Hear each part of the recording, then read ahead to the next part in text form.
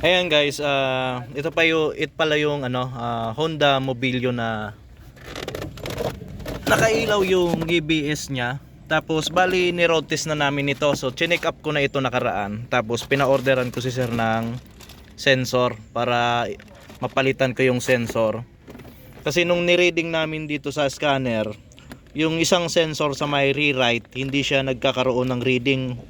Stuck lang siya sa 0. Naka 0 volt lang siya.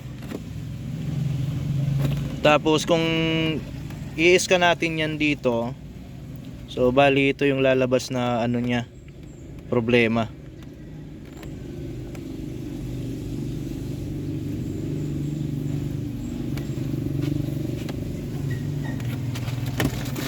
So ito na yung sensor na ikakabit natin. So bali tinanggal ko na yung nito, lumang sensor. Ito yung may problema na sensor, ito. Ayan. So tinanggal ko na para palitan ng panibago. So ikakabit ko na lang ito. Tapos gagawin namin, i-road test ulit kung magkakaroon na ng reading yung natin, speed sensor. So dati kasi pag tinakbo namin, naka 0 lang siya, tapos mamaya maya babalik na naman yung check engine. So nadidelete ko yung ABS light. Yung ABS light pala, nadidelete ko siya. Tapos after mga ilang kilometro, babalik na naman yung ABS light. So kaya papalitan ko na itong pinaka ABS sensor niya kasi na siya, may problema na.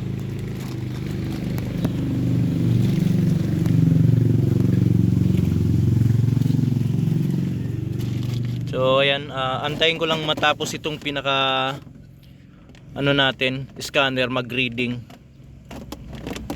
Pero ito kakabit ko na to. Just video.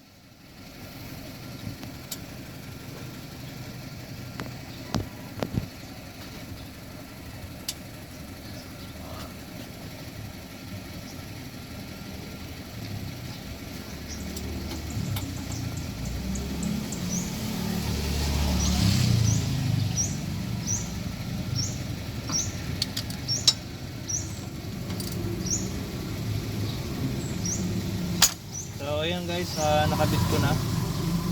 Tapos na lang ako uli, mag-delete ng code. Tapos sabay road test uli kami.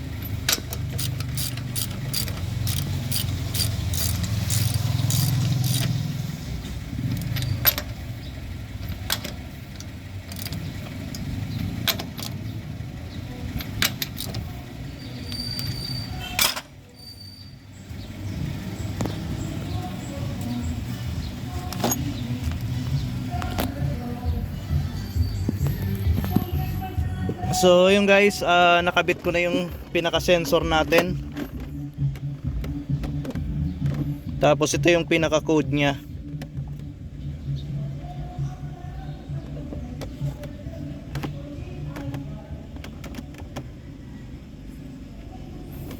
Yan yung pinaka code nya, oh.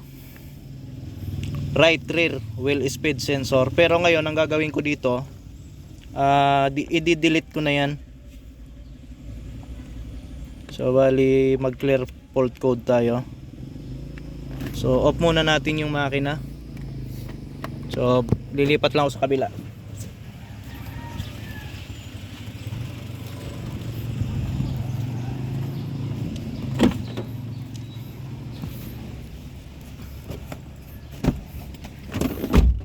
Ayan.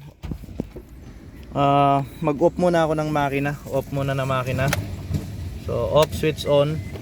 Tapos ilalagay natin sa neutral. So nakalagay na sa neutral. So dito kasi ang sinasabi dito, please ensure the gear shift is in neutral. Set the parking brake. So naka parking brake na ako. Stop the engine. So stop the engine. Pero dapat naka switch on yan para ma-delete. So okay. Turn the ignition switch off. So turn the ignition switch off. So yun yung mga procedure natin. Okay, turn the ignition switch on. Turn the ignition switch on. So naka-switch on ignition na ako. Tapos okay uli. Clear fault memory completed na. So ibig sabihin wala na yung fault code. So yung mga procedure kasi na yon kailangan natin sundin para mawala yung pinaka ABS light dito. Ma-delete natin. So tingnan uli natin kung mayroon pang fault code. So dito nakalagay ABS anti-lock braking system, no trouble code na. So ibig sabihin na-delete na natin yung pinaka code nya. Tapos read data streaming tayo. So dati kasi ang problema ito, hindi gumagana to, naka-stack up lang sa 0. So ngayon gagawin natin, i-ano muna natin siya. Tingnan natin yung ito kung gagalaw na ba ito. Kung magkakaroon na siya ng reading pag inikot natin yung gulong. So lalagay ko sa neutral, naka-neutral. So okay lang yan. Naka-switch on ignition.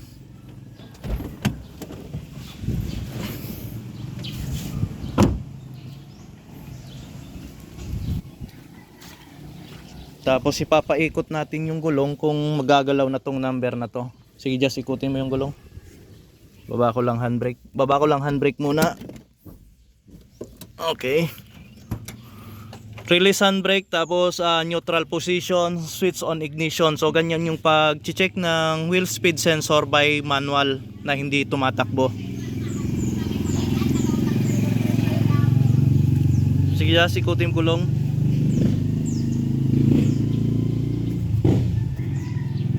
So ayun guys, kung makikita nyo, mayroon na siyang reading. Nagka-count na siya, hindi na siya 0. So ibig sabihin okay na yan. Ngayon i-road test na lang namin ni sir para maging complete na, okay na talaga siya. Pero yan 100% gagana na yan. Hindi na siya babalik yung pinaka ABS light dun sa dashboard.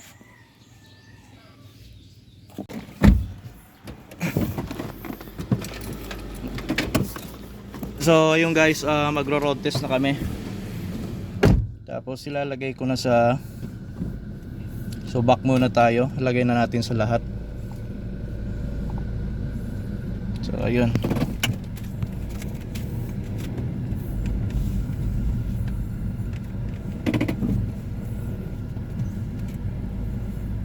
Mo pa din mo panagatras sa taga-kuan, ni taga-tunog masik sa kuno pag-primera.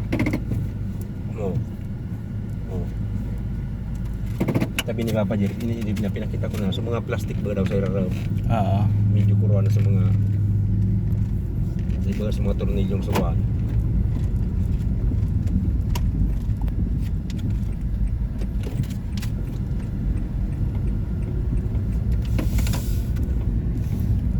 So ayun guys, okay na.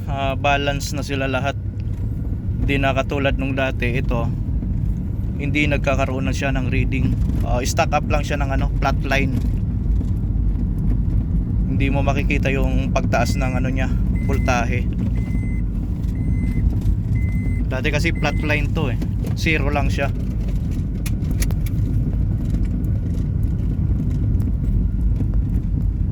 Ikot na kita.